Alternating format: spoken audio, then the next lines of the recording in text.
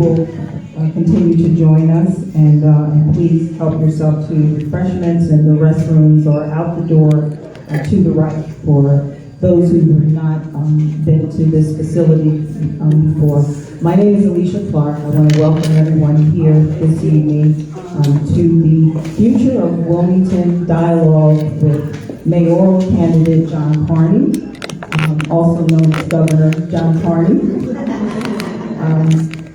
It's a pleasure to have you all here, and we look forward to an enriching, thought-provoking discussion this evening.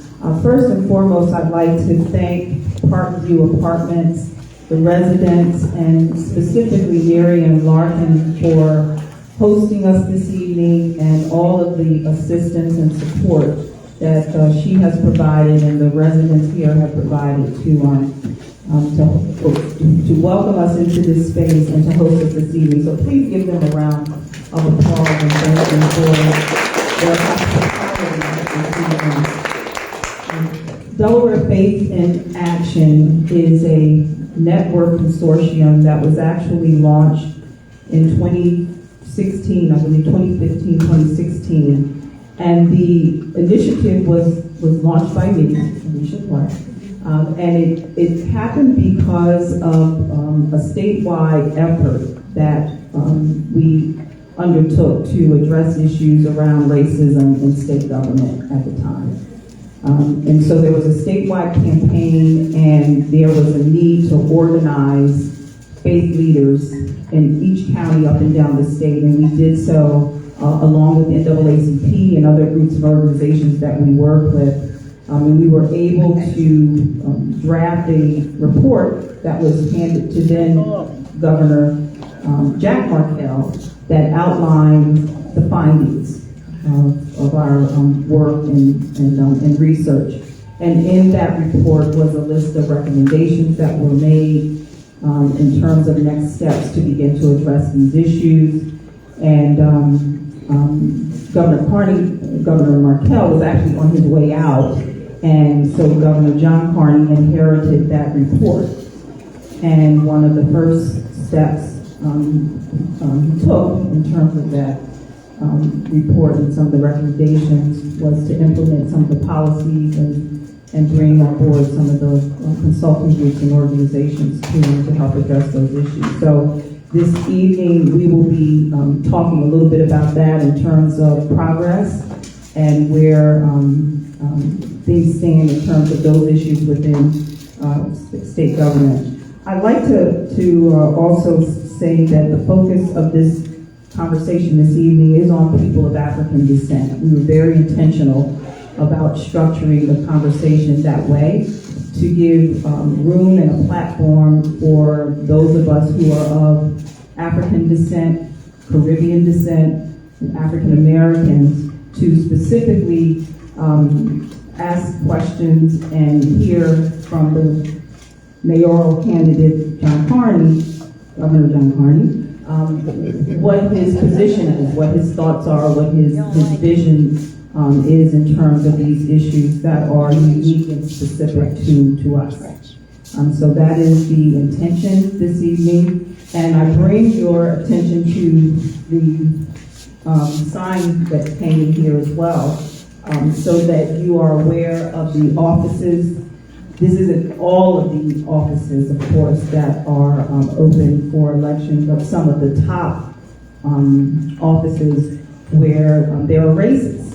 And it's important that we take steps to become educated, informed about the platform, about the issues, and also about track records in terms of what have people done, in terms of what they said they were going to do, and what their results have been.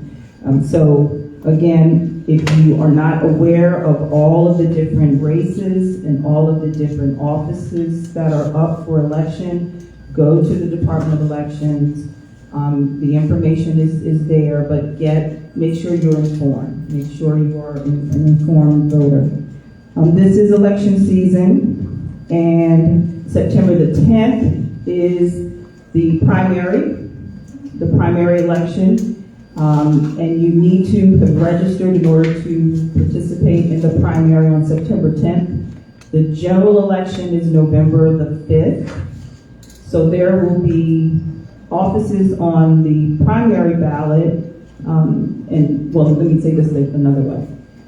There are certain offices that you'll see on the November ballot that won't be on the primary ballot, right? Because that's the general election. So be real clear about which offices are in your district that you're voting for.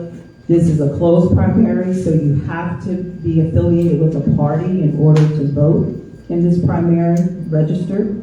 If you're unaffiliated, you're not able to register. You're not able to cast a vote, unfortunately. So that's something that we need to talk about and address because it is disenfranchisement of people who are independent and who are unaffiliated. But that's the current rule in Delaware.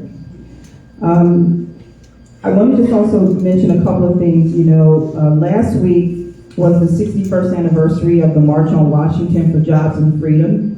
And I don't know how many of you realize that, but it's been 61 years since that very famous March on Washington for Jobs and Freedom.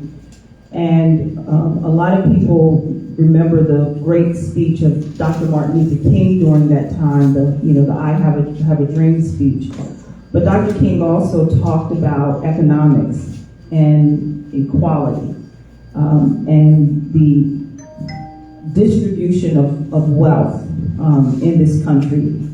And so we're going to spend some time this evening talking about economics and wealth and how we have to work together, but also the priorities that are important for people of African descent in terms of governance and legislation in order for us to see more progress and for there to be better results in terms of outcomes for individuals who have been historically marginalized. August was also Black Business Month, right? It was Black Business Month, and so there was a lot of activity around Black business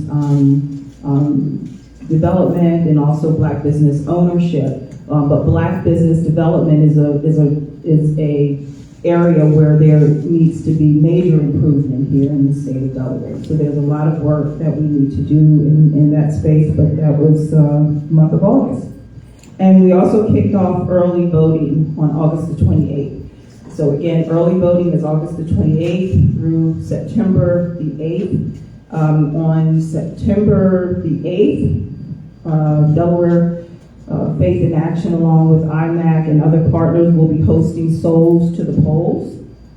So we will be convening at St. Paul UAME Church on Market Street in Wilmington and transporting individuals to the polls, assisting people to get to the polls, and registering individuals who are not already registered so they can participate in the November election as well. But we encourage you to come out, and we have engaged a number of pastors and churches to also talk about this from the pulpit and encourage people to who haven't already voted to use that Sunday, September 8th, as a day to go to the polls together. So I wanted to bring that to your attention as well. Everyone, please sign in if you haven't already done so. There's a sign-in sheet outside so we can follow up and stay in touch with you. And we will now begin our program with the mayoral candidate, John Carney. And I'd like for you to give us a brief overview, if you will, just a few remarks about why you are running for, I guess that's a good place to start, why you are running for mayor. You have been the lieutenant governor, you have been U.S. Representative for Delaware, you've been the Secretary of Finance, and you've served as the governor for the past almost 8 years, 7.5 years. So why are you now running for mayor of Wilmington? Well, first of all, thank you all for coming, and Alicia, thank you for putting this on and for the conversation that we're going to have. That's the number one question that I get. Javier and I and some of our volunteers have been knocking doors all over the city in every neighborhood, and we've passed the 10,000 door knock milestone a week or so ago. And it really kind of has reaffirmed the decision I made that it is the first question I get, which is, why are you running for mayor? Isn't that a step down? Well, first of all, being mayor of the city of Wilmington is a harder job on any given day, to be honest with you, and we're going to talk about the issues that make it difficult. I thought long and hard about what to do next as my 2 terms as governor was coming to an end. As I thought about the issues that I care most about economic development and jobs and empowerment and healthcare, and most importantly, the education of our children, particularly the children in the city of Wilmington. I know that we'll get into that, and public safety, which is a big issue here. That I can have a bigger impact as mayor of Wilmington than I could if I went back to Washington, D.C. I spent 6 years in Washington, kind of very unproductive in the House of Representatives. The Republicans were in the majority at the time, but there's just too much division, too much focus on not getting things done, creating issues just for political purposes, and that's not why I'm in this. I'm in this to do the work of the people that I represent, as it should be. My parents grew up in Claymont. Both of my parents were teachers, educators. My mother raised 9 children and then went back to teaching school. And the one thing that I learned there from them and in church was the most important thing that you could do in life was to help other people. And so I chose a career in public service, and it's just been wonderful, the kinds of things that we've been able to do if we work together and realize that our hopes and aspirations are the same no matter what color we are, no matter what neighborhood we live in. And so for me, it's what can I do, what position can I do to make the biggest impact? And that's when we decided to run for mayor. And it's been reaffirmed as I've gone across, as I said, talking to people on their front porches, several thousand, and really understanding that the mayor of the city of Wilmington is a very different job than being governor of the state. It's much more personal. Folks are really concerned about their everyday lives and the things that make life unpleasant or hard to get through. They're not as interested in some of the things that we'll talk about tonight, as important as they are. And it really is service to be the mayor, to be a member of city council, to really help people. I've been talking to people about getting dead trees cut down in their backyard, and the potholes that are in the street out front, and the people that are hanging out in the park after dark and making it unpleasant for other folks. And what are we doing about homeless people that are out on 95 under the overpasses? All these kinds of issues that affect their daily lives in a very direct way. And so I've decided to run for mayor, and in doing so, I didn't go out and tell people exactly what I'm going to do. I went and listened to what they said needed to be done. And I'm sure that the things that we talk about will. I've been here before for a pizza luncheon with some of the residents. Some of you, I think, were here that afternoon, and basically it's a listening session. I was at Luther Towers 1 just the other day, and Javi was there with them. We got unloaded on by residents who had moved out for improvements that were being made to the building, and their furniture was damaged, they lost things. It was like nothing that I've ever experienced, and I've been doing this for over 30 years. And that's the kind of thing that elected officials are supposed to do, and that is address the concerns and the problems of the people that we work for. And so that's why I decided to run for mayor. Okay. I'm going to just go through my script so that we can get through everything. Can I say one thing about what you said with respect to voting? And I don't know if it affects anybody in this room, but it's come to our attention that there's a list of folks that were automatically or were registered through motor vehicle without a party designation. They are eligible, unlike the independents, to go to the polls and declare Republican or Democrat and vote on that primary day. I don't know whether any of you, we can check our list to see if you're on Well, we're going to talk about that Okay. also, because All right. there are a number of concerns Didn't mean to get ahead of it. and issues. Yeah. No, but I'm glad you recognize that is a problem. It came as a big surprise to me. Well, it came as a big surprise to us as well. So we're going to talk about that tonight. I want to start this evening because as we look at Wilmington and the state of Delaware, there are shocking inequities in terms of wealth, business ownership, home ownership, and political power. We're going to cover a lot of those things this evening, but I want to start with talking about economics in Wilmington and Delaware, because this election really could be a game changer. There are a number of individuals who are running for office who have not served as you have for years and decades in public office. So that's exciting to see because I have a lot of respect and recognize that when you decide to run for office, it's a sacrifice, and when you decide to serve as a public official, it's a sacrifice. So we appreciate those who sort of step into that space. But inclusion and representation is very important, and I have worked in the space, in the NGO space for many years here in Delaware, and so I know that's a challenge that has not been addressed in terms of inclusion in a number of areas, and so it's something that we have to continue to press. Livable wages, fixed income, jobs, business ownership, community development. You have been a governor and you've served as Secretary of Finance. Talk a little bit about fiscal management of taxpayer dollars and overseeing funds for services and programs. And, what were some of the significant accomplishments that you made in office? Why do you consider them to be a success?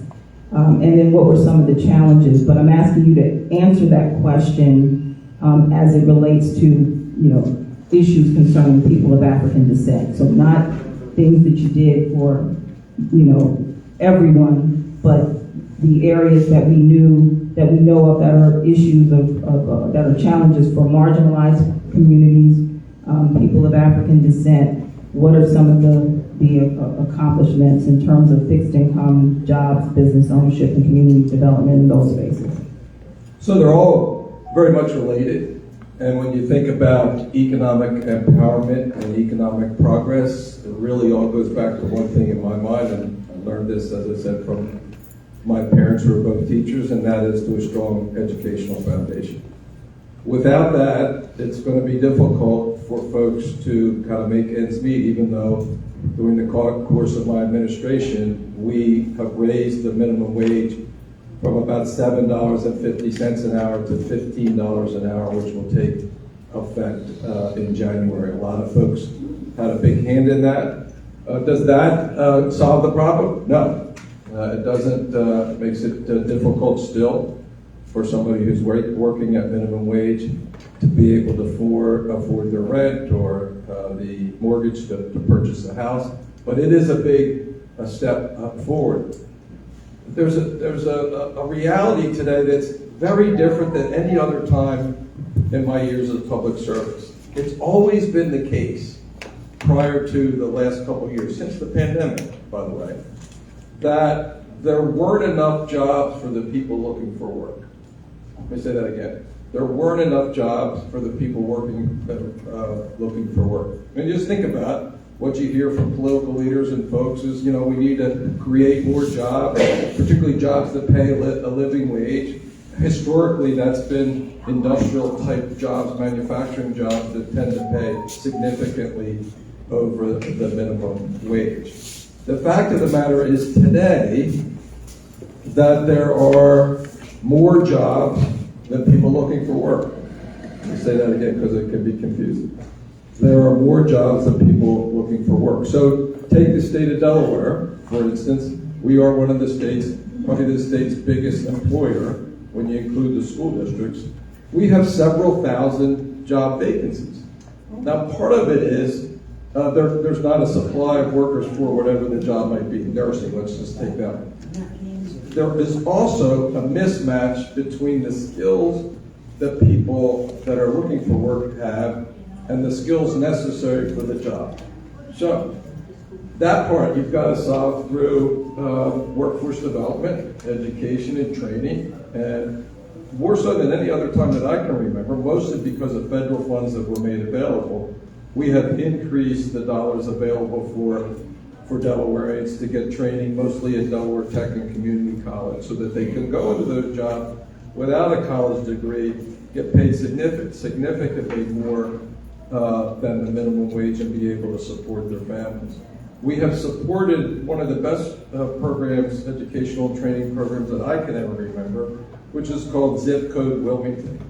Now this is a program that takes somebody that's maybe underemployed from their own estimation. They take a test, they get into one of these classes, and there's, 6 months to a year of training, and they go out and get a job with some of the financial services institutions, the banks, making twice as much as they were when they went into this. Been incredibly successful.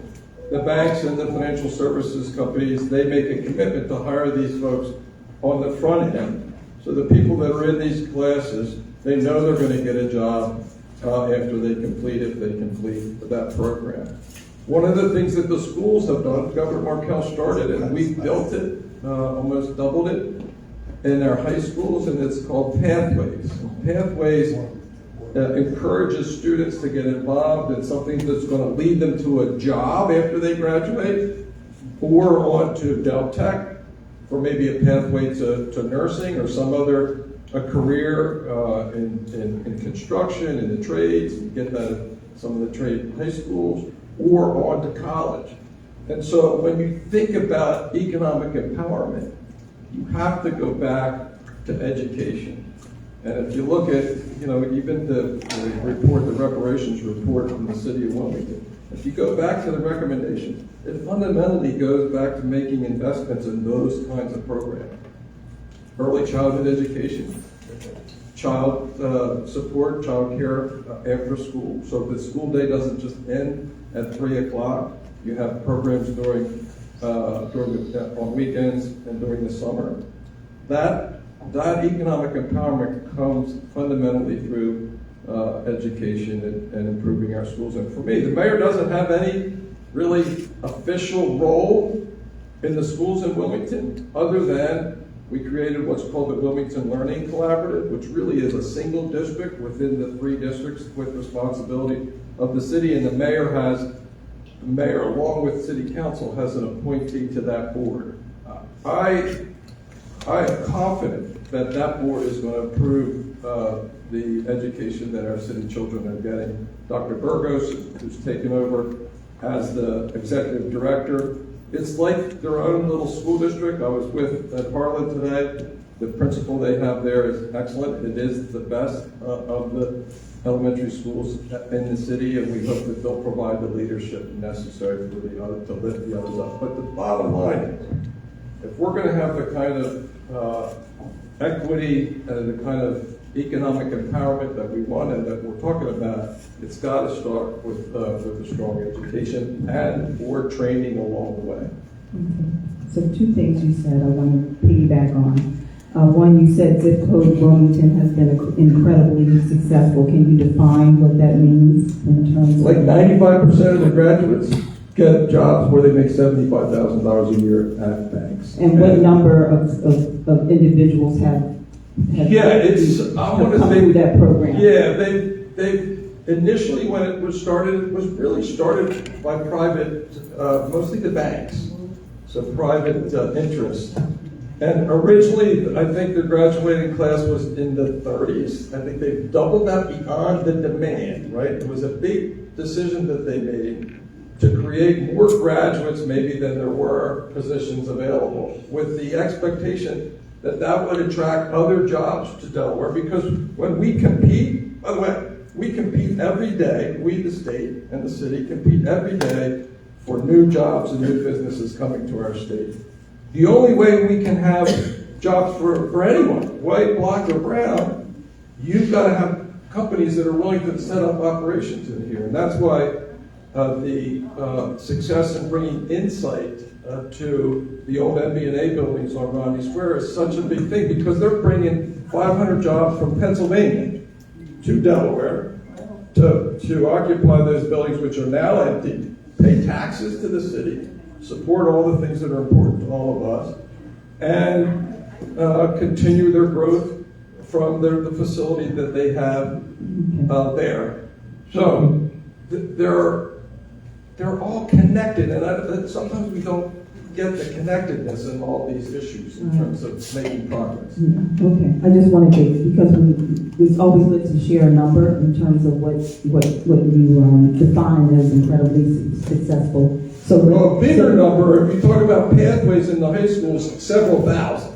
Okay. Right, and that's really where. But several thousand. But again, I would ask for a qualifier, because I'm asking specifically about people of African descent. So even if we're talking about thousands, and we can follow up, and you can give me that number, Javier, in terms of I can give you an estimate right now. So the public schools in Delaware are probably more than 50% black and brown. They are.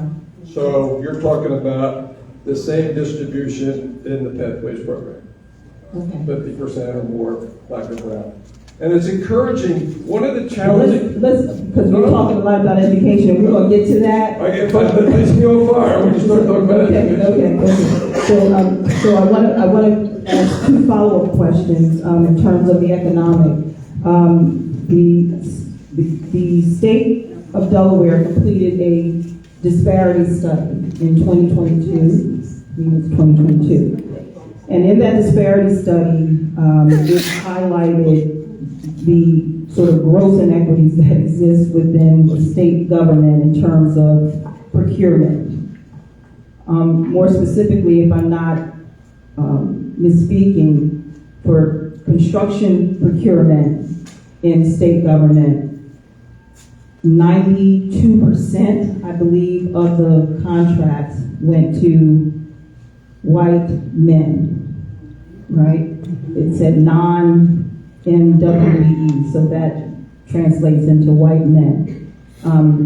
So I want you to talk about what your administration has done in terms of addressing those gross inequities, because the same type of inequities exist within the city of Wilmington in terms of procurement, and the city of Wilmington just completed a disparity study as well in 2023. So there are problems at every level of government in this state, and I would guarantee if we conducted a study at the county, we would find similar challenges in terms of Black business participation and procurement in that space. And before you answer that question, you can tell me it's Nancy, right? Before you answer that question, you mentioned the Wilmington City Council reparations study that was recently released. So as mayor of City of Wilmington, are you in support of reparations, and how would you support a reparations initiative that has been launched by City Council? Well, I read the report. We had a candidate forum probably 2 or 3 months ago, and the question came up, and at that point I hadn't read the report. And I actually brought the recommendations pages with me tonight. And I went through them, and there are 38, actually there are 36. There are 2 recommendations that are mentioned twice. And as I went through them, I marked off how many of the recommendations are something that we were already working on. And the fact of the matter is, it is most. Most of the recommendations, and I can read some of them if you like, go to such things as I mentioned a few minutes ago with respect to improving and increasing the investment in early childhood education, in making sure that there's not a racial bias in our correctional facilities, whether it be they juvenile or adult. Eliminate barriers for African American African Americans in becoming lawyers and judges. The fact of the matter is, no governor has appointed more judges of color than this one, including 2 Supreme Court justices, the first and the second Supreme Court justice. We now have a Superior Court that reflects the color of the state of Delaware in terms of its composition. The fact of the matter is that diversity matters, and it has to be intentional. And so many of the things, the recommendations here go to those kinds of things. For instance, here's another one.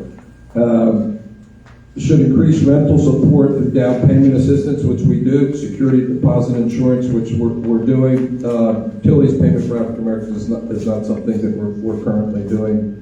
Revitalize and stabilize African American owned and occupied homes. One of the most successful programs currently in the city of Wilmington is being operated by the Land Bank, where they take vacant properties that are an eyesore and worse on blocks across the city. They acquire them, they make them available to mostly minority and women-owned small construction companies who get a guaranteed return on their investment. They're sold at a price that's affordable, a list of people that meet the affordability criteria. Now, the state, we have invested millions of dollars in that program. There's a loss involved in that, but the gain is not just the homeowner that now resides on that block, but it improves the whole block, the whole neighborhood.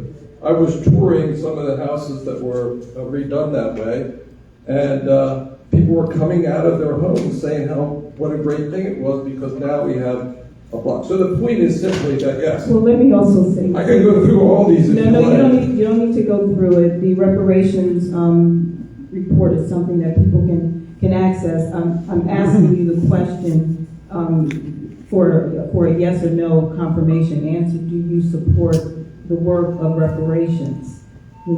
These recommendations, overwhelmingly. So you support reparations in the... I support the recommendations in the reparations report, absolutely. Okay, because the reparations work requires funding and resources to move it forward. So my question is being asked, in the way that it's being asked, to determine whether, as mayor, you would support funding the body of work that's required to move a reparations initiative forward. Because the recommendations are one thing, but the work to move all of those things forward is something different. That's exactly right, and it's different whose financial fiscal responsibility those things are. The state of Delaware that provides overwhelmingly, now to the tune of almost $150 million for early childhood education. It's the state of Delaware at my initiative that created opportunity funding, which provides additional funding for low-income and English learners in our state. It's the state who's responsible for so many of the recommendations that are in this report, and so that it's work that I've done. Are there items for the city of Wilmington? Yes, but overwhelmingly the funding requirements are the state, and they have to be things that are discussed in the General Assembly. It does go back to your point about empowerment and diversity empowerment. If you look at the House of Representatives and the Senate, particularly the House of Representatives in Delaware, it looks way different than it did when I first started here in state government in 1994. Because you look at all of the people of color who won elections. Look at those who are standing for election in this cycle that we're in. Right. So there's still work to be done, and just know that the reparations work requires resourcing, and there are examples of other cities that have taken a position to support the body of work moving forward. Because as you start to do that research, new issues and new efforts reveal themselves, and it has to be resourced, and it has to be funded. So I think you've answered the question pretty much. So we can move on, because I now want you to respond to the conversation or the question that is I think burning in everyone's conscious about education. And there was a new report that ranked Delaware 45th in education nationally, with declining test scores and increasing rates of absenteeism. Delaware was ranked 41st, but now it's ranked 45. So the descending status of Delaware has happened during your tenure as governor. The Annie Casey Foundation showed that 75% of Delaware fourth graders are not proficient in reading. 82% of eighth graders are not proficient in math, and 25% of students are chronically absent.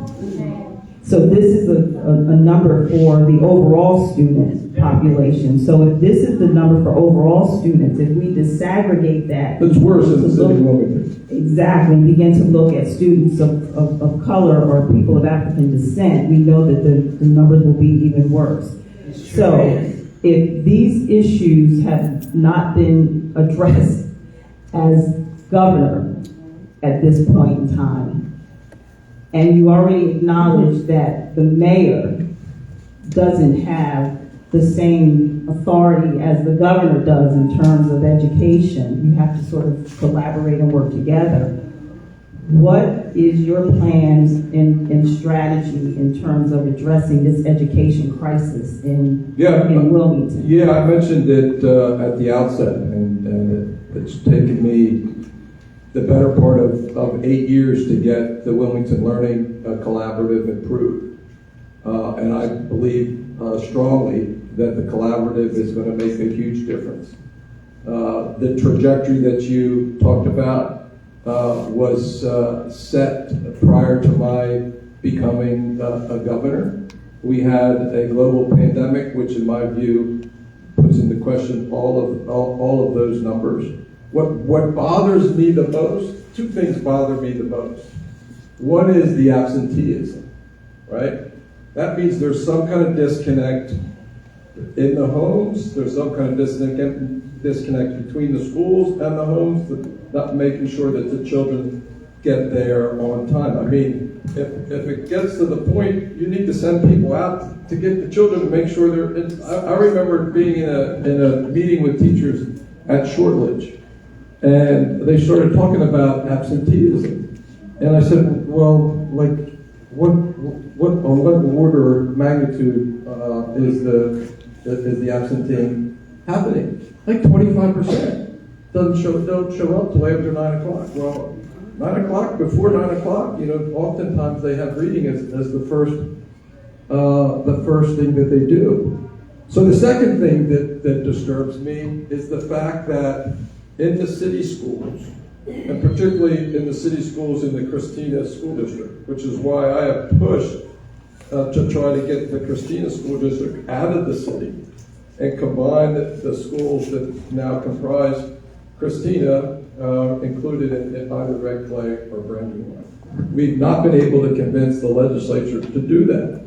We've heard from my opponent that we should have a single citywide school district. Jay Street has told me himself, if we do that, that's how we got into busing and the federal court order in the first place 35 years ago. So my solution is the Wilmington Learning Collaborative with a hyper focus on third grade reading and middle school math, with coming together as one group across most of the elementary schools here in the city of Wilmington. After junior high, after 8th grade, they go, whatever district they're going to, they'll go to a junior high outside of the city. And we've just got to hold those districts accountable. And the Wilmington Learning Collaborative, I think, is a big part of the answer. Does the Wilmington Learning Collaborative, or how are they interacting with community and residents to inform people about their plans and strategy, and how are they engaging, more specifically, parents? Yeah, that's a big part of their charge, is to engage parents. We have parents that are part of the board. And quite frankly, that's part of the problem, is engaging parents in the schools. Now, we spent $100 million building a new school at Bancroft. And in part was to, like, prior to the new school, and even now, parents are deciding to send their children outside of that area, even though Bancroft and now Pritchett Academy is right down the street. This is a brand new school that will provide the built facilities worthy of what should be happening in those schools, and I'm sure it's going to make a difference. So I want to go back to my earlier question, because I don't think you responded. I didn't give you a chance to respond about the procurement. I mentioned about the contracting at the state level and procurement, and that particularly in the area of construction and building, that overwhelmingly the contracts are going to white men. Delaware's black population is 22%. So what's the problem? Yeah, so the problem is twofold. The problem is that the population might be 22%, but the availability of contractors is not 22%. It gets complicated because, and for me, it goes back to my days in Newcastle County government. Rick Evans, who was a good friend, he was the staff person for then County Executive Dennis Greenhouse, responsible for minority contracting and minority women in business contracting. And Emery Graham was working for the city at the time, and Tom Moyer, who was also responsible for the same thing. So they used to come down in Rick's office and talk about it, how to accomplish this all the time. We ended up throwing out bids all the time because there were not enough minority women participation. It got to be the point where there was a decision, judicial decision out of Virginia referred to as Crossing, which established the need for a disparity report, as I'm sure you're probably aware. The long and short of it is that unless you determine that there was intentional discrimination, you can't have hard and fast percentage requirements.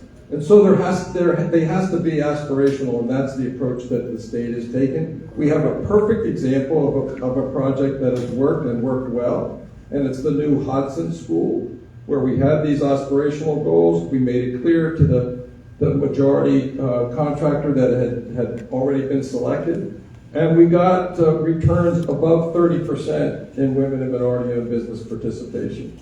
I met with a guy just the other day who's a black businessman who runs a demolition company. He's just got the bid on the demolition of the Bancroft School, and will bid on similar project for Palmer School in South Wilmington.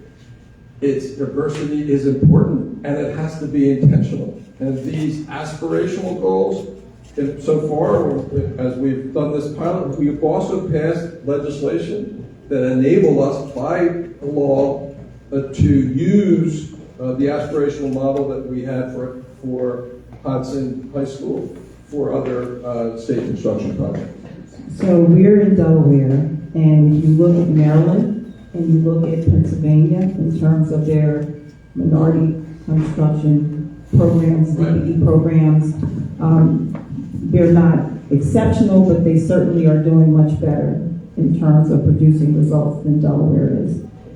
So I think that also what leadership has to consider is who is leading the programs, who is organizing and managing the outreach initiatives. Yeah, the answer to that in Delaware is Saran Cade.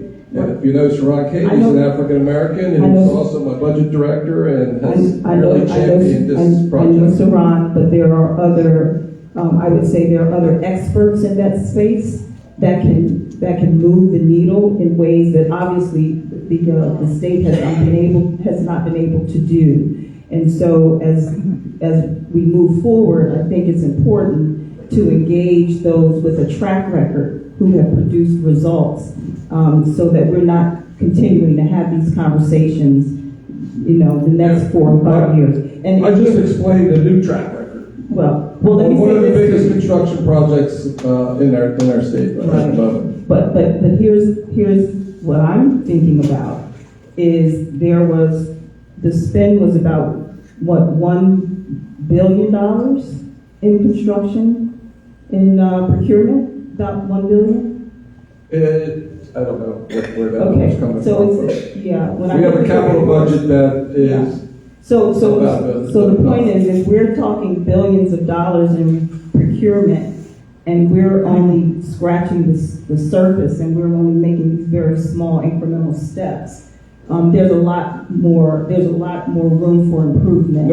We have to have the right minds around the table helping to figure this piece out. But no question. And that's why it was important to have Saran Cade as the Director of Management and Budget, who came up with this approach that we used at Hudson School, and that we will continue. Well, we're not going to continue to use it because I'm not going to be You're not going to be there. Right. But here's something that I want to bring to your attention. In 2016, when we held a Black Town Hall in Dover at Dell State, when you were running for governor, there was a list of questions that were sent to you, and Saran Cade, as a matter of fact, answered these. He was my campaign manager. I know that. And one of the things you said you were going to do, because I pulled out my notes from 2016, one of the things you said you were going to do was, you said, we also need supplier diversity plans in each state agency so that small and minority-owned businesses can compete for state dollars. These plans need to include an accountability structure at the cabinet secretary level. It's also important that the state play a role in connecting small businesses with larger contractors to get more work, and also to learn how to do their business even better. We also need to ensure, you mentioned DIDO, which doesn't even exist anymore. We eliminated DIDO. Right. We need to ensure DIDO is staffed with people who understand the challenges small and minority-owned businesses face so that it can better assist them. So we've done most of that. Okay, done most of it. Let me mention one that's really important. Okay. Because one of the biggest challenges for all small businesses or growing businesses is the ability to get capital to buy a piece of equipment or to make an investment in a facility or something that will take them to the next level. And so we created what we call EDGE grants. And EDGE grants are just that. They're resources that give a small company the edge to move forward. And the fact of the matter is that those dollars have gone more to minority and women-owned businesses than their 22% or whatever percent in the population. And it's something that I'm very proud of. I attend all the ceremonies where we make these presentations, so I can see with my own eyes the folks that are getting these grants. I was very worried when we decided to do away with DIDO and create the Delaware Prosperity Partnership, what would happen to small business support. We put small business in a division. We made it a division in and of itself in the Department of State, and they do a much better job today than they did then. We have a specific person who is designated to do minority and women-owned business consulting, and she does Siobhan White, and she does a wonderful job. I would just add that there is a tremendous room for improvement in this state as it relates to minority business and I would agree with development. That. And there, in my opinion, there has not been sufficient resources or support to really move that needle in the way that we can move it when we look at our neighboring states as well. One last point in terms of the minority business piece, and the reason I'm spending so much time talking about this is outside of government, the largest employer of Black people are Black businesses. Outside of government, the largest employer of Black people are Black businesses. So if we're not growing and developing Black-owned enterprises, as government shrinks and as opportunities become fewer and fewer in that space, what does that mean to people of African descent in terms of employment opportunities, right? Quality of life, and just livable wages and income. So it's something that we all need to have concern about, and there needs to be more effort and focus and attention on building creating the environment for Black business enterprises and development. And I agree 100% with that. And with respect to the mayor and the city, there's a real opportunity, in my view, for small, growing construction companies through the land bank program that makes available, in some cases, full blocks, like Bennett Street on the east side, available to these construction companies to do that work. I've seen them, I've visited them there in West Center City, over in the lower hilltop, and it really is an exciting, there is a loss or an investment, I guess, if you want to put it that way, by the government. It does help, it's helpful if the state can invest in it, which we did when I was governor, or as I'm governor. And I think it's hard to get that out of my head there. And so it really is. I think it's an exciting, I agree with you, and it's creating that opportunity. It also, as we talked to the gentleman the other day, who was the demo company, it has to be intentional, but it also has to be within the law. We have a disparity study. As you indicated, the city now has a disparity study. That's job number one, as you well know, with respect to the person requirements. And I expect things, I hope, and it will work to make things better in the future. Okay. I want to talk a little bit about health. Interestingly, I think when I first got to know you or met you, I think I was at the Urban League and we were working on health disparities in the state. Well, sadly, we are still talking about health disparities in the state. So I'd like for you to talk about what you have accomplished in terms of addressing health disparities as governor, and understanding that the state really has jurisdiction and the resources to address this issue. How do you envision your role as mayor in terms of addressing issues of health disparities in the city of Wilmington, where the majority of the population are people of African descent and disproportionately, of course, impacted by these disparities? Yeah, so you're right. The mayor doesn't have a big role there. It is more of a role of the state government, the governor in particular, and our hospital systems, which are kind of separated. The mayor, I believe, needs to be an advocate for the people of the city with respect to that, in terms of the location of healthcare facilities. We do have hospitals in the city. We don't do a very good job of making sure that the citizens of Wilmington have access to healthcare service outside of the emergency room, and that's a big problem. We do have issues with respect to disparities, as you well know, with respect to breast cancer in women, African American women, and with prostate cancer in African American men. We have reduced those disparities since my work on the Healthcare Commission almost 20 years ago now. One of the things that the Delaware Cancer Consortium did was eliminate the testing difference between the total population and the African American population, which means that African American men and women were getting tested for colorectal cancer at the similar rate to the rest of the population. That was job number one. We have a physician in the room, by the way, who could probably answer some of these questions. So we're making progress. Are we there? No, we're making, I think, progress on prostate cancer in African American men, breast cancer in African American women. And I think as an employer, the city has to do a better job with health and wellness programming, how to use the system best, what's the nutrition and physical activity, which are important parts of it. Open spaces and parks are an important part of that equation. And as I said, the city has a big role in those facilities, not in healthcare. And by the way, with the passage of the Affordable Care Act at the federal level, fewer and fewer people are uninsured.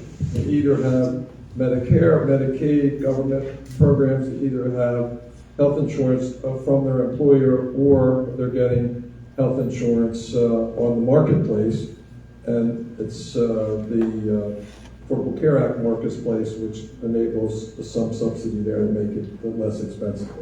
Is it perfect? It's not perfect.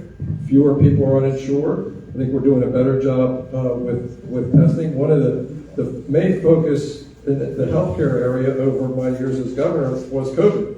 It was like 4 years out of my life and all of our lives where everything was all about COVID, and we didn't do much of anything else. And then mental health, and you mentioned this earlier. It's a big problem across the city and across the state, and the substance abuse that goes with it. And the Lieutenant Governor has spent a lot of time and energy as a nurse and as Lieutenant Governor in addressing those issues. But I think, back to the mayoral obligation, really as an advocate for better systems, better utilization of those systems, better knowledge of physical activity and nutrition to improve those outcomes. Thank you for that response. COVID, you brought up COVID, so I'm glad you did, because that was certainly here. So we know that coming through COVID and out of COVID, things are much worse than they were prior to COVID. So health disparities, the challenges that families face in terms of just income and making a living as well. But one of the things that happened during COVID was there was an infusion of funding and resources that came into the state, came through the city as well. However, according to some of the reports and data that was shared, those funds did not necessarily, I hate to use the word, but trickle down to the community to really address it. Well, I would disagree with that strongly. Okay. Well, I'd be happy to go through a spreadsheet to show the investments that we made in affordable housing. Well, let me finish the question. When I say trickle down, I'm talking about at the grassroots level to organizations and people who were attempting to do outreach to try and reach people from a healthcare outreach perspective. I'm not talking about housing. I'm talking about when we were in the middle of the pandemic and there was a... I would disagree with that too. There was an effort to reach people of color and African descent because they were not getting vaccinated, they were not responding, and so there was a scramble to try and connect with those communities. Part of the commentary that we've heard is that when it came to allocation of resources, the resources went to certain organizations, but organizations who were really sort of boots on the ground were not provided with the same level of access and support as other organizations to do the outreach, right? Yeah, I would just fundamentally disagree with that. I could go down a list of let me just say that is feedback from the community that we've received.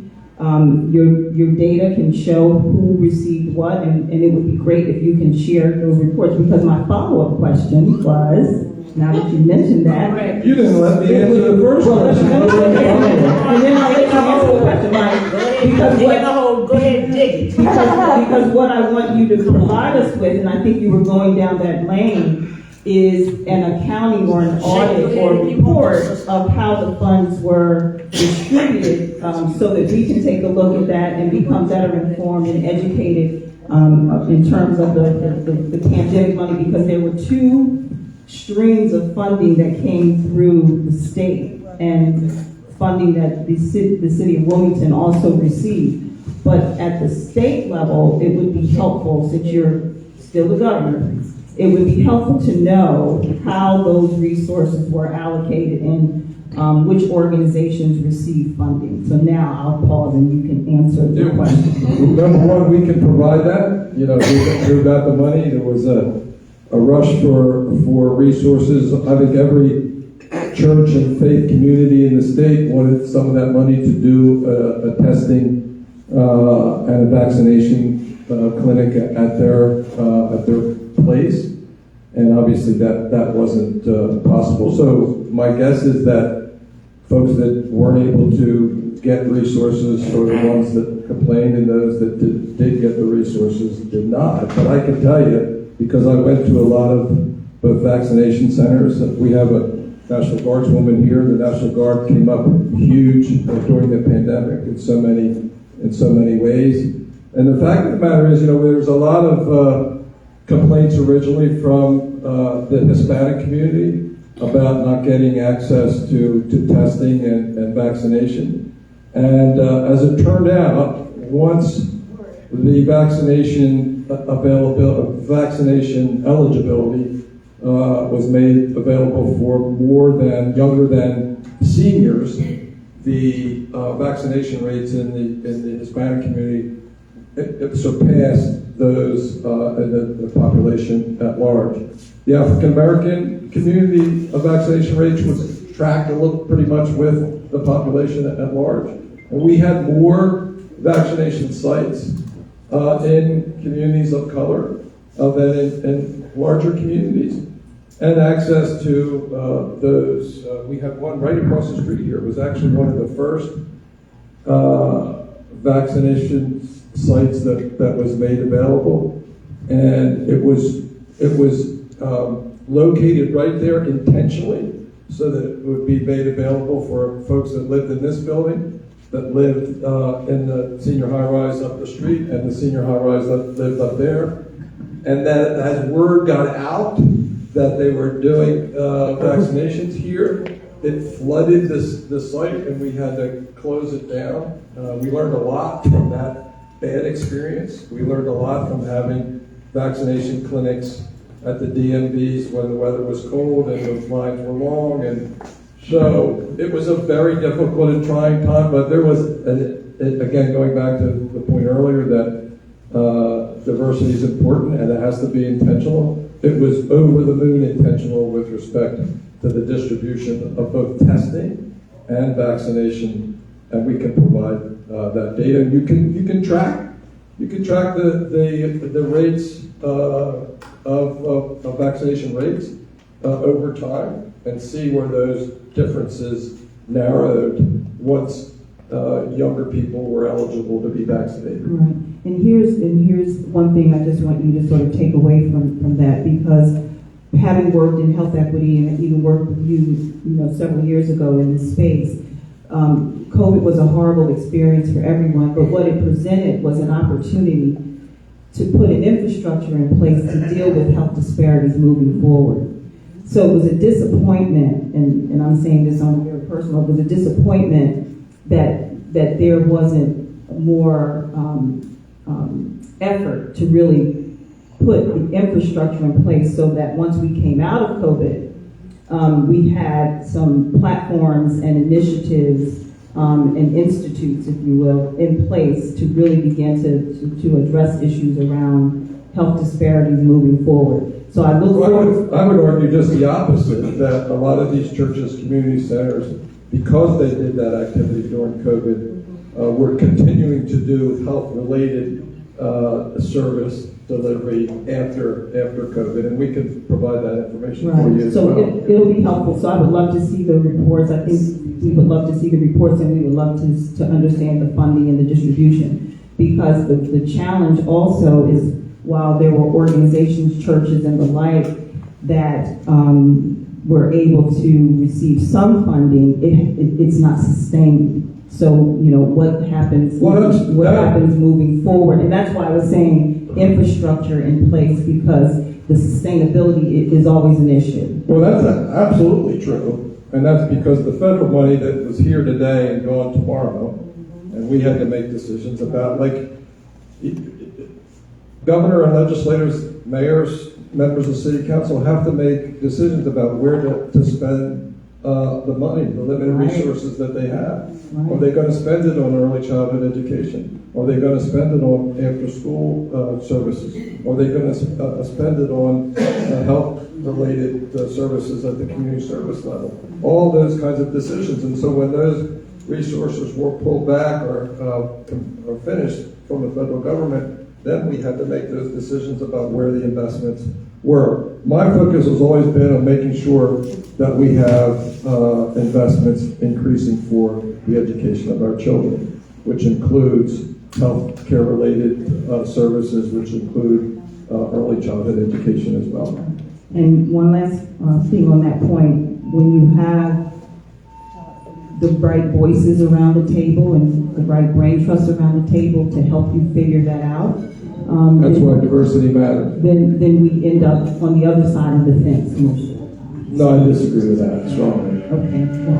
When I say end up on the other side of the fence, I'm talking about we move forward with a plan in place because it's based on the understanding and awareness that people who are touching the community bring to the table, and so they inform the planning and the process moving forward. That's all I'm saying. Yeah. Can you talk about development, the riverfront? We see buildings in Wilmington. We see condos going up and businesses opening. So affordable housing is an issue here in the city. It's an issue around the nation. The homes that are being built, the condos, are not affordable for a lot of the people that live in the city of Wilmington. No, it's not. So what is your assessment of that, one? And what is your plan to address those issues? Because there has to be a balance. You want to have communities that are diverse as well, but right now there's an abundance of high-rise and development that's happening, but it's not affordable. Yeah, so the biggest investments, particularly the investments that the state has made and the city for that matter, has been in affordable housing developments in the neighborhoods. From South Wilmington through the east side up to the northeast, one of the biggest affordable housing projects, a mix of rental and home ownership, is what's referred to as Reach Riverside, which basically is replacing the old Riverside housing project. The state invested probably over $100 million, some of which was federal money. If you haven't been up there, you need to go and to see the new neighborhood that's emerging. Many of the homes have been boarded up and they're going to be taken down with similar kind of redevelopment into, again, affordable rentals and affordable home ownership. If you know East Lake across the street, across Northeast Boulevard from Riverside, you'll get an idea of what's happening over there in Riverside. I was in a meeting with the East Side Neighborhood Association, and there was a woman there who said, I lived in the old Riverside, grew up in the old Riverside, now I've been able to buy a home in the new Riverside, and she said it's just an entirely different and new place. If you talk about the developments that you're talking about higher income apartments, they're overwhelmingly private sector funded. There's no government money that goes into those projects. There's some new market tax credit money. No, they're not getting any subsidies from the state. I don't know about the city doesn't have any appreciative investment in the riverfront down.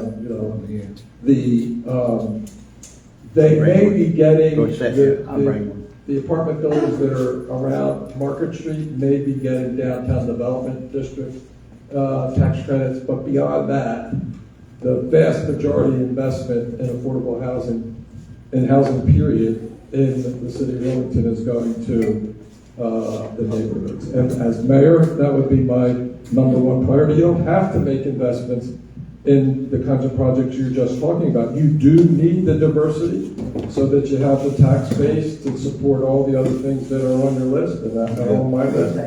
And just to keep your services funded. And the private funding will take care of that. But you do need subsidy for the programs like we've been talking about with respect to the land bank, with respect to the redevelopment on the east side, and with respect to Reach Riverside, which is just going to be amazing. I would bet, I don't know, I probably should not say this, but I would bet that there are more units, more new units and affordable units than in the units that you started your question out with.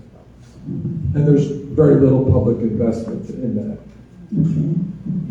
Well, housing is an issue, and do you have a housing plan on your site? Do you have anything articulated in writing that outlines what you'll do? The main housing approach that I would take is to continue to get additional resources from the state and the federal government, because without that you can't create the units that you need to do. And I would put as much money as the city has in the vacant house removal, because it's not just a unit for that homeowner, but it also is redevelopment of that whole neighborhood. It's an investment in the whole neighborhood. And I can tell you, I've lived in Delaware most of my life and spent a lot of time in high school, and after that here in the city. I've lived here for almost 40 years, and some of the neighborhoods that were strong before, and others that were always on the edge, need investment and reinvestment in the housing stock. If there's one really big issue with respect to investment in the city, it's in the housing stock. And that's not just new housing, that's important. But somewhat elderly woman on, Pine Street, we were down, the city has a program to help with, a failing heating system, a roof that needs repair, frontage of the house. Those kinds of investments are critical as well. It's a small program right now, and it's one that it's not available for everybody who would take advantage of it, but I think it goes to the objective of redeveloping blocks across our city and communities and neighborhoods, which in my view, it has to be the top priority. Can we talk a little bit about public safety? And priority number one. Right, Wilmington has one of the highest crime rates in America, but crime, Governor, is a symptom of scarcity and lack of opportunity.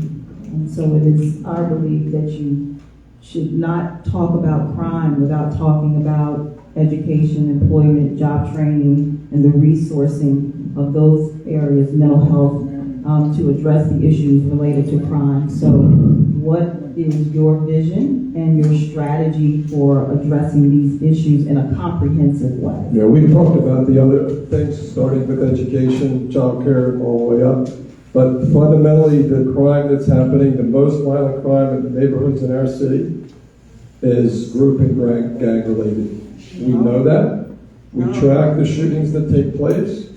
We have come up with a program that we call GVI, Group Violent Intervention, where we have mostly social worker-like folks that go in. We identify the people that are involved in these groups and gangs. Many of them are on probation or in jail. And we bring them in and we tell them, well, here's the deal. You can take the services that we're going to provide, or a law enforcement is going to come down hard on you. And we've been able to extract a number of those individuals from the groups and gangs. We've lost some along the way. But the shootings that you read about that are terrorized many neighborhoods in our city are fundamentally about that. And so it's a question of both the law enforcement and the police approach and what I would call the social worker approach of GVI.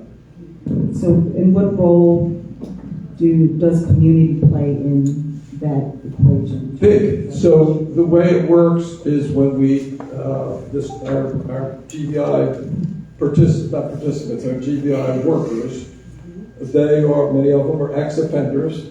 And so we call these mostly young men, some teenagers and young adults. We call them in. They explain how ridiculous their lives were because of this gang and group activity. I was at one call-in where a guy took his shirt up and showed all kind of scars from bullets that were, that were shot at him. And they basically try to encourage these young men, again, mostly to take the help that we're providing or face the consequences. So it does involve, in that sense, it does involve community. There's another piece of that, which I think is important and something that we really need to develop, and that is to identify those that are at risk of being involved in those groups and gangs, the younger brothers mostly in these families, and have interventions. We do have people that work on the streets that do that work through the city currently. The state doesn't do that aspect of it, but that's an important part of it as well. But the idea that there's this violence perpetrated by large numbers of people in the city just not accurate. It's a small number of folks that are involved in these groups and gangs that are shooting at one another. Just a few more questions, and then we're going to come to the audience and allow you to ask some questions. And I have a question that was texted to me, so I'm going to ask that. Is that part of the rules? Text question? We didn't have rules, but this is a dialogue session. So another really important area of concern, Governor, is the environment. And the Delaware rivers and streams, the pollution. DNREC has responsibility for a lot of the environmental issues. So talk a little bit about what you've done currently to address, these issues, the dumping grounds, the pollutants that are in particularly communities where people of African descent reside. We've got high cancer rates, we've got high asthma rates. And what is your vision, what is your plan for addressing these issues if you were to be elected mayor? Yeah, so the work that needs to be done is the continuation of work that is being done, right? And when you talk about the riverfront, one of the things that's missed by most people, they think about new restaurants or new townhouses or new activities down there, but really that was an abandoned industrial site with a lot of contamination. And the redevelopment of it has meant the cleaning up of it at the same time. So Riverfront East, which is the other side of the river, which now, if you go down there now, there's kind of nothing down there but contaminated ground. And so the investment, the reinvestment in that area, mostly, again, through the state, the city doesn't have much money at stake there, will clean up that part of the city, which includes intrusions into South Wilmington. You talk about some of the areas where there's environmental issues. South Wilmington is one of them because of the industrial area that has been around it for centuries. Before, by the way, it became a black community. It was mostly Polish for the longest time in the last century as the port was operating.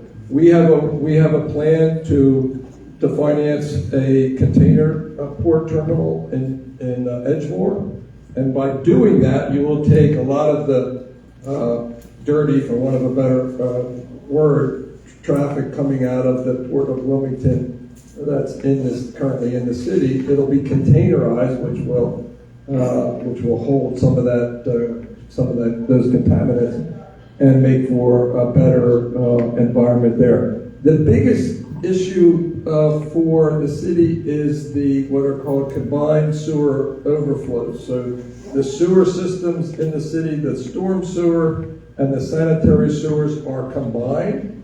And so when it rains really hard, those sewers overflow, and not to be too graphic about it, but the sanitary sewer, what's in the sanitary sewer flows into the river, and that's probably the biggest environment. It's very, very expensive to fix because it requires separating the sanitary sewer from the storm sewer. The feds, the state, and the city have made investments to create diversions. So when it rains really hard, they divert some of the flow into like a holding area. And then when the waters subside, they let the flow goes back so it doesn't overflow into mostly the Brandywine and the Christina. And that will continue to be, most people don't know about it or think about it, but it's the biggest environmental issue in the city. The biggest environmental issue that we all face is called global warming, and it's going to require a transformation both in how we generate electricity, and again, that's mostly a state and federal obligation, and how we power our transportation vehicles, moving to electric vehicles. That will be a big challenge for the city with respect to the needed infrastructure. Okay. So one other point, I want your view on this, and then I have this question, and then I'm going to become Oprah and move around the room. Well, Oprah doesn't do that any longer, but Delaware is the corporate hub. 67% Fortune 500 companies incorporated here. So there's a lot of wealth here in Delaware and specifically in the city of Wilmington. What is your perspective and what initiatives would you undertake to ensure that the people in the city of Wilmington begin to benefit from the corporate presence that is here in the state and in the city in terms of taxes, additional revenue? Explain a little bit about what it currently is and tell us what you would do differently. They do in a big way already.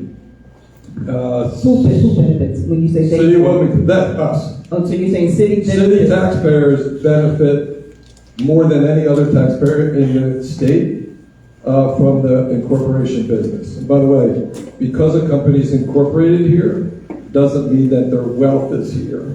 It means that they pay an annual tax to the state. Several years ago, I think Ruth Ann Minner was governor. The state, the city as the county seat, Dover as the county seat for Kent County, Georgetown as the county seat for Sussex County, got a portion of the corporate filing fees for the finances of their jurisdiction. The city of Wilmington gets the largest amount, and while I was governor, the city came to me and they said, we have budget issues, we need to increase that, and we increased those fees and provided over $5 million a year in additional revenue to operate city government. In addition, maybe more importantly, the corporate law firms that are located in the city of Wilmington, those lawyers which make really significant salaries, pay the wage tax to the city of Wilmington, which is a huge benefit to taxpayers and to the city generally. So the city benefits, again, more than anybody in the state with respect to that center of excellence for us. If we did not have the corporate franchise, that corporate franchise, those tax revenues are worth over $1 billion in revenue each year. If we did not have that, we would have to have a 6% sales tax. Nobody that I know or talks to, particularly people that struggle to make ends meet, want a sales tax because it's very regressive. And so those revenues are really a big thing for Delaware and importantly for the people in the city of Wilmington. So if I heard you correctly, you said about $1 billion in revenue. It's more than that. It's about 35% of our revenue. Okay. So do the math on a $6 billion budget. Okay. More than that. Okay, that's good. I'm just taking notes because according to this, it says there are more than 1.8 million business entities from around the world that call Delaware their legal home. Yeah, so they pay a fee each year, and it's that number, the corporate franchise fee. We also, by the way, we also get what's called abandoned property or a sheet, and that's a big number as well. It is essentially, it's complicated, but it's essentially if you have a banking account that you never took the money out of, and after a period of time where nothing happens, it will disgorge, is the term, to either the state where the address is, or the state where that bank or that company is incorporated, and we get a lot of revenue that way. So now I'm in the audience. So this is a question from the I can audience. see you're walking around, unlike Oprah. So here's the question. Governor Carney, in your current role, you appoint commissioners, and currently you have not appointed your 2 commissioners for the Delaware African Caribbean Affairs Commission. DACAC plays a vital role in representing African and Caribbean communities. And its inactivity has been of significant concern despite numerous calls and correspondence addressed to members of your administration.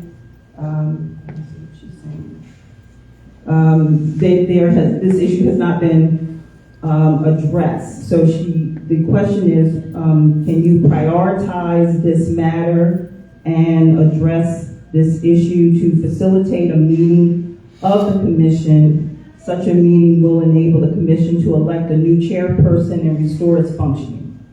Absolutely.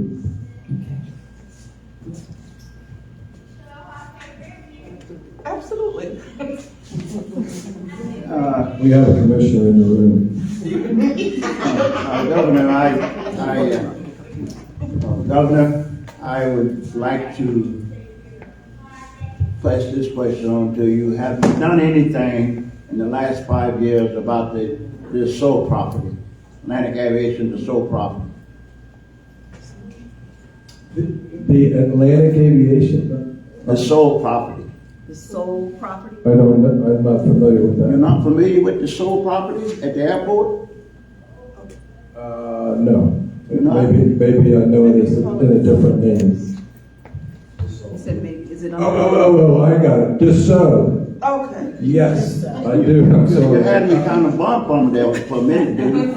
I'm sorry, I Yeah, well- misheard you. No, it's vacant. How long it's been vacant? It's been vacant for, I'd say, several years now. Okay, how long you been governor? I've been governor for 7 years. Okay. How long was the Chrysler plant vacated? How long? Yes. It was vacated when I was in Congress, I want to say. Okay. So have you, anything come across you during your stay about the Dassault property? Yeah, so Dassault was a company that took over for Atlantic Aviation at the Newcastle County Airport. Yes, I know. And, well, other people in the room may not know. Oh, yeah. Which is why I said that. And, go ahead. Yeah, so for years, it was a really good employment center for airplane mechanics. Part of the problem was that they had a difficulty attracting airplane mechanics to do the work there at Dassault. And the market, as I understand it, the market where they were making most of their business just evaporated. Part of it was they couldn't find, so a lot of their people were gradually moving up to work up in Pennsylvania. I'm blanking on the company, working in their facilities. And so they had Boeing, thank you, whoever said that. Now, the reason I was concerned is that I worked there for like 45 years before they went out of business. And it's been down now for what, like you said, 7 years, right? If I said, I don't think it was quite 7, but it's been, I think I said several years. Yeah. Several years. No, it was a big disappointment because we frankly did a lot to accommodate their needs over the years for the reason that you mentioned. It's a good place to work. You made good salary. It was required significant mechanical skills, and it was a big loss when they left. Yeah. Well, I guess I was fortunate enough to hold down one of those jobs that our former president talked about, or one of those black jobs. I haven't seen you address those yet.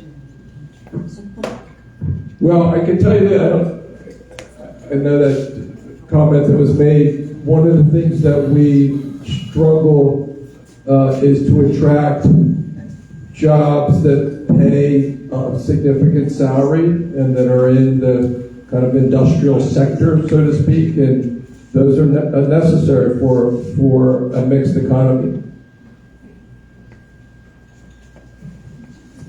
Okay, so I'm next. Okay. Hello, Governor. As I sit here and I listen to the question, and I know you, the man, I understand why you want to become mayor. You're gonna have an undertaking, being mayor. I don't know if there's such a thing as an assessment of an area or even a small country or a city, but just listening to everything that, I was gonna do your last name and I'm trying to think, what's that last name again? Yeah, that Alicia has put out and listening to you answering the questions. I personally, as appointed as one of the Delaware African American, commissioners. But I'm also the Jamaican, diaspora rep, and I see things here that I see things over there that needs fixing. And I sometimes look at Delaware as this small wonder that if we get things right, boy, so much other places in America could do it, because I really do think we have good leaders. And the reason I can say that is for the people who come here and see how we interact and how you interact with us. There's some governors that would not even make this happen. So, and there's so many other, aspects to that. But the thing that I would like that I know, is, especially in Wilmington, as a template, if we could have schools that function properly, swimming pools, tennis courts, not just basketball courts, giving children options, community centers, the type of people that you're putting in, and whether if it's majority black, but it's not going to always be majority black, it's going to be everybody. And and that's what I'd like to speak on, is that if you fix a community really well and it functions and the children are doing better, but there are opportunities. There are less liquor stores. I cannot tell you how annoying it is. I don't know what you have to do in order to remove or stop them from putting a liquor store every 3 blocks, but it's numbing those people. And I live in Middletown. I can't drive I have to drive to get to a liquor store. If I need another one, I can't walk to it. I have to go drive. So the thing is, it's what's happening to the city. It's education. It's also part of we as black people to take our own initiative to do also, to help with, our people and what's going on. But to make sure I know, I'm sorry. I know, it's a long one. Yeah, no, I think you think you get what I'm saying. I do, and I think it comes back to inclusion and empowerment and diversity, right? And they matter. And it has to be intentional. And it has to be sincere. Like, you can't fake it, right? And so, to me, the proof is in the pudding. Like, show me your work. And there's a scriptural reference to that point, and that many of us learn. And that's really the approach that I like. What are the problems, and how are you going to solve them? How are we going to solve them together, right? Because that's the only way you're going to get it done. Well, I mean, when Bill Clinton was in power. Oh, sorry. Thank you. Hi, Governor. I'd like to know. The city built the flats over there on Union Street, and they're out there taking pictures, but then on the inside, the people had mold even after they first built them, and they had water coming through their vents and everything else, the bathrooms. So these places are getting thrown up, I'm going to say, because the residents have so much trouble, but yet I see the mayor out there taking pictures, and I'm wondering to myself, this looks good on his behalf because he's out there taking pictures like he's done something great. But the people that live in those apartments or over there, There's mold, mildew, and the brand new one's the same thing. And Reach Riverside, now, if I'm a working woman and I want to buy a home, I would not buy it over at Reach Riverside. I rode over there several times and I see kids out, young men all over the place. It didn't even look like it was safe to live there. Why is it that senior high-rises are put in places where people are hanging and loitering on the street, drinking and drugs? Like, why is that happening? Why can't they be put into a community and people live together who have worked their entire life and they want something decent? You know, why? Or do you clump us all together? Well, there aren't any, to my knowledge, there aren't any new senior high-rises in the city. So they've been there for many, many years. St. John, I know these put it there, but you know, it was allowed down there on Market Street where people are getting their pocketbooks, Concord and Market, snatched away from them. There's that's not really a high-rise. Well, it's not a high rise, but it's a senior establishment because you have to Correct. be 62 to live there. Correct. Right? Yes. So, you know, why is it that they can't build a decent community for people who work and retire? Why can't you have a decent retirement home for them or senior high rise? Yeah, but that's the objective. I mean, it's not a city obligation, but all the senior high-rises are essentially HUD, federally funded. Right. And I was at Luther Tower 1 just the other day. I think you came in after we talked about this. And it was just a disaster what they had gone through. It shouldn't happen. It shouldn't happen at all.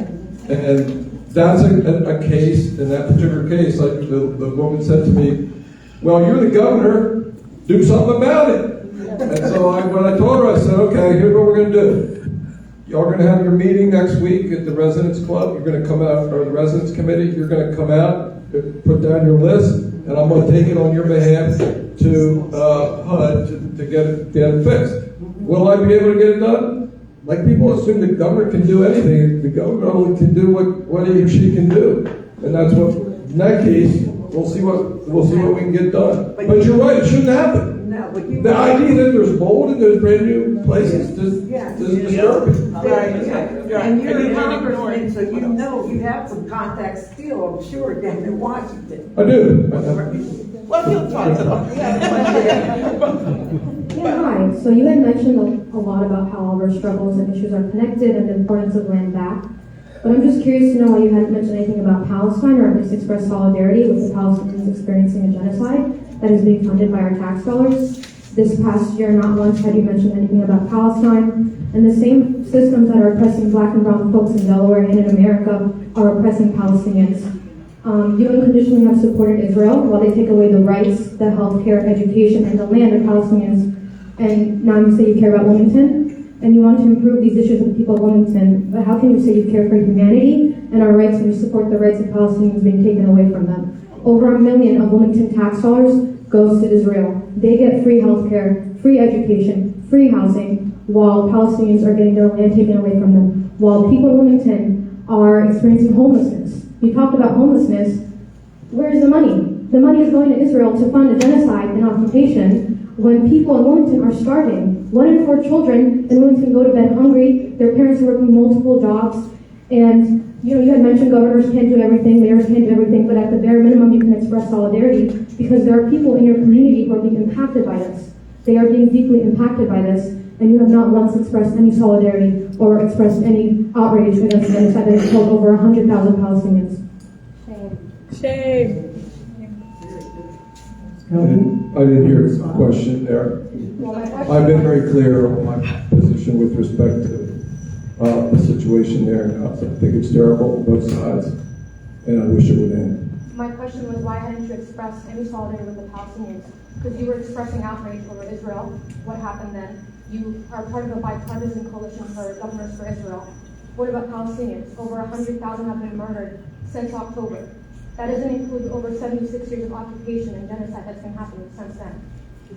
So we can have a long conversation about it, but now it's People not the have tried time. to. but you completely ignore them. I don't even Yes, you do. You have not made one comment about this. Thank And you. I'm sorry to take up your space, but No, you're This is not the time for that. You're not taking up space, and it is the time for people Thank to you. share their Yes, concerns. thank you. This is absolutely the time. Yeah. I think he did respond, so he responded. No, but he has not responded at all in regards to what's happening in Palestine, only in Israel. So I guess that shows. That's his response. Right. Okay. Well, That's his response. So, just a couple of things, but thank you everyone for your questions, for your time, and for indulging me and allowing me to ask what we thought were really important questions as well in terms of the concerns here. We want to thank you, Governor, Thank you very much. mayoral candidate, John Carney, for being with us this evening. One other item that I want to make sure we address before we close out is the issue with the Department of Elections and the DMV. There have been a number of reports that about 750 individuals have been impacted by a glitch, a clerical error, or something to that extent. And therefore, their ability to vote is being compromised, let me put it that way, in some instances. I have had conversations with the Department of Elections, the ACLU, and the Delaware Voters Coalition, I think, has stepped in to try and address this issue. So here's the concern. We are in a week of early voting. September 10th is the primary. It appears as though they have identified the individuals who are impacted. What will you do in terms of contacting the Department of Elections Commissioner or the director to ensure that those 750 individuals who've been impacted don't have challenges if and when they're trying to vote? We do know that at least a few, because they came to the Souls to the Poll kickoff that we had, a few people have attempted to go and vote, and they were told that they were ineligible to vote, and they left and they weren't able to vote. So this is an issue. It's a crisis right now, and what we hear coming from the Department of Elections is not a real clear answer in terms of how they're going to make sure that there are no issues. What they've done is issued kind of a number for people to call if they have an issue. That's about it. Yeah, so my own view is, since I'm on the ballot, it's kind of inappropriate for me to be calling the Department of Elections and ask for explanations. I will have my staff, and I believe my chief of staff, and I believe he's already done that, to have a contact and make sure that the Attorney General, most of these issues are handled by the Attorney General when you're talking about elections. But the idea, if I were to be calling the head of elections while I'm on the ballot, I think people would see that as a conflict. But certainly my staff can make the appropriate inquiries. Okay, and if you can provide the contact for your staff person so that we can follow Sure. through. And Oh, get sure. this, because the last thing that should happen is that someone show up to cast their ballot and they're told that you're ineligible to vote. That's a major problem here, and 750 people are potentially in danger of that happening to them. Okay. As we sit here, I don't know that they're in danger of that happening to them, but we need to fix it. Okay. Well, if you have to, here's the issue. In order to vote the primary, you have to have a party affiliation. Unless you were declared, undeclared, that's got to, doesn't sound right, by the Division of Motor Vehicle. Those people, and they're on a list with the code, they can go and vote. They can select either Democrat or Republican to vote. But what's happening is when the two examples that I'll give you, when someone showed up, She knew she was registered as a Democrat. She was told that she was ineligible to vote because her ballot, her ticket said unaffiliated, non-party. And she was one of the individuals, I guess, that was part of that 750. So that person. Sounds like that shouldn't have happened. My point exactly. So what we're looking for is a protocol from the Department of Elections so that people don't have to run around to try to figure out how to get this resolved. Since it was an error on the administration's part, then there should be a process in place to ensure that we address this immediately. So that'll be great. On the Department of Elections part, not on the administration's part, that assumes that we have something to do with elections, and we try, No. we try to stay, separate from the elections department. No, we understand that, but what we're saying is it's a DMV issue, I think, the Division of Motor Vehicle issue, because those are the individuals who, I guess, registered or renewed their license, and when they went through that process, that's when this clerical error happened. Okay. Yeah, so that's the connection between Okay. the two. Yeah. No, but you're, yeah. Okay, well, I think we're 7:30, and we promised that we would get you out of here on time. Thank you. So I want to thank the audience, and let's give the governor and mayoral candidate a round of applause. And one last thing before you leave.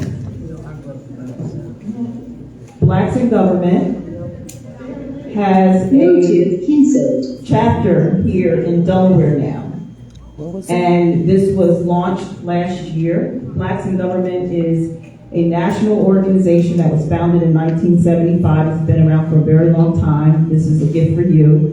And its purpose is to provide professional development, training, and support for blacks who work in government. Other people can certainly join the organization, but it was created at a time when people were experiencing issues and challenges in government. And you're familiar with those issues and challenges to some extent that people still face. So I'm gifting that to you and asking that you support the chapter of Blacks in Government as we build the chapter here and look to recruit members and also work with governments around training, professional development to assist people who want to move up the career ladder. So you can support this now, and you can support it if you become mayor. Very good. Okay, very good. Okay, thank you, everyone. Thank you.